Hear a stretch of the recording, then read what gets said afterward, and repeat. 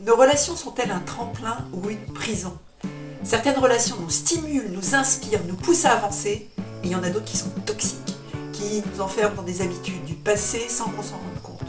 Alors, question, les gens autour de nous, est-ce qu'ils nous tirent vers le haut ou vers le bas? Et surtout, comment avancer? Eh bien pour moi aujourd'hui, les relations en ligne, elles peuvent vraiment changer la donne. Et c'est ce dont je vais vous parler aujourd'hui. Alors les enjeux aujourd'hui sont différents à mon avis. Ce qui comptait avant, c'était l'ascension sociale, fonder une famille, réussir sa vie de couple ou sa vie de famille, enfin les 30 glorieuses quoi. Aujourd'hui, on n'a plus les mêmes valeurs. En tout cas, personnellement, j'ai plus du tout ces valeurs-là aujourd'hui. J'ai plutôt l'impression d'être là pour faire de l'expérience et pour évoluer, personnellement, spirituellement. Version New Age. Et je trouve que c'est quelque chose qui bouscule beaucoup. J'avais des schémas qui marchaient il y a 20 ans et qui ne fonctionnent plus du tout aujourd'hui. Et je trouve j'ai vraiment besoin, et je trouve que j'ai vraiment besoin de relations qui fonctionnent pour me soutenir. Alors, quels sont nos besoins fondamentaux en matière de relations? Est-ce que nos relations du quotidien nous apportent tout ça? Pas du tout. Alors, qu'est-ce qui dysfonctionne? Alors, pas d'embrouille. Moi, les relations du quotidien, pour moi, c'est vraiment le nerf de la guerre. C'est vraiment le côté juicy de la vie, en fait, à l'américaine. N'empêche qu'à l'époque actuelle, je trouve que ces relations ne suffisent plus et surtout, elles dysfonctionnent. Qu'est-ce qui dysfonctionne alors? Eh bien, on ne se sent pas écouté. On a le sentiment de ne pas exister dans certaines relations. Il peut y avoir plein d'autres choses. L'ignorance, l'indifférence. Et même quand nous nous lançons dans des projets importants, les autres ne nous soutiennent pas. J'ai remarqué aussi autour de moi qu'il y a beaucoup de statu quo. En fait, on tolère des relations qui ne nous conviennent plus vraiment, mais on les conserve parce qu'elles sont confortables, parce qu'il y a des habitudes, des souvenirs communs. Mais en fait, ces relations, si nous n'avons que ça dans notre vie, elles nous maintiennent dans nos habitudes, dans notre passé, et quelque part, je trouve qu'elles nous empêchent d'évoluer. Et c'est là qu'Internet est la solution. C'est-à-dire que si on va rechercher une relation dans des communautés en ligne qui tournent autour d'un objectif commun, enfin autour d'un objectif qu'on partage ou autour de valeurs communes, eh bien je pense que ces relations peuvent nous apporter tout ce dont on a besoin. Elles vont nous tirer vers le haut, elles vont nous donner de l'énergie. Alors comment Internet change la donne? Internet permet de trouver rapidement, ou en tout cas de développer des communautés, ces communautés autour de valeurs communes.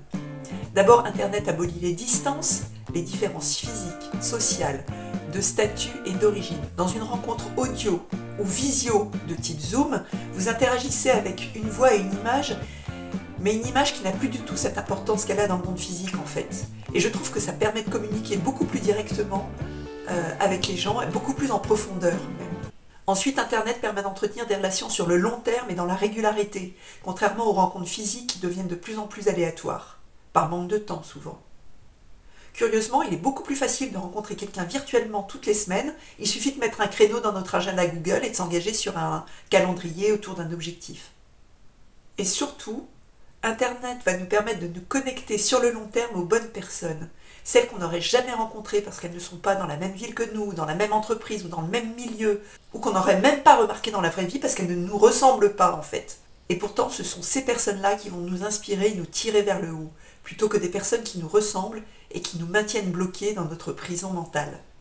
En fait, ça me rappelle un modèle inspirant d'avant Internet. Je vais vous dire, c'est les alcooliques anonymes en fait. C'était un modèle hyper avant-gardiste avant l'heure.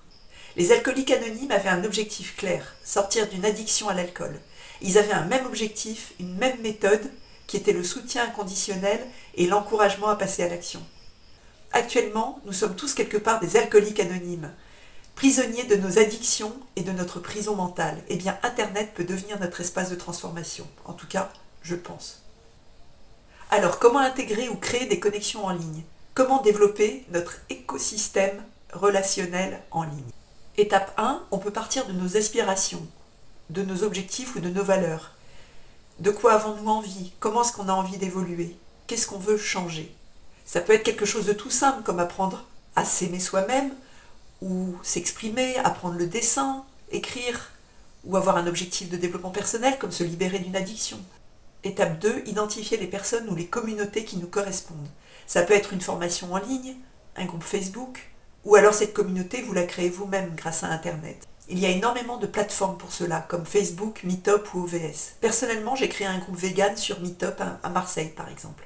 Étape 3, se trouver ou se constituer un binôme ou un groupe de soutien en petit effectif pour avancer ensemble vers nos objectifs, en se rencontrant régulièrement. Pour cela, il convient de fixer un calendrier et de le respecter. La clé, c'est vraiment de le respecter et de participer activement, de s'investir en fait, d'essayer de donner autant que ce qu'on reçoit. Personnellement, pour moi en ce moment, ce sont vraiment les relations qui me tirent vers le haut. En conclusion, les relations en ligne ne remplacent pas celles du quotidien, mais elles les complètent. Elles permettent de choisir consciemment des connexions qui nous élèvent au lieu de subir un entourage imposé par le hasard. Et pour moi, elles sont vraiment le levier d'évolution dont on a besoin.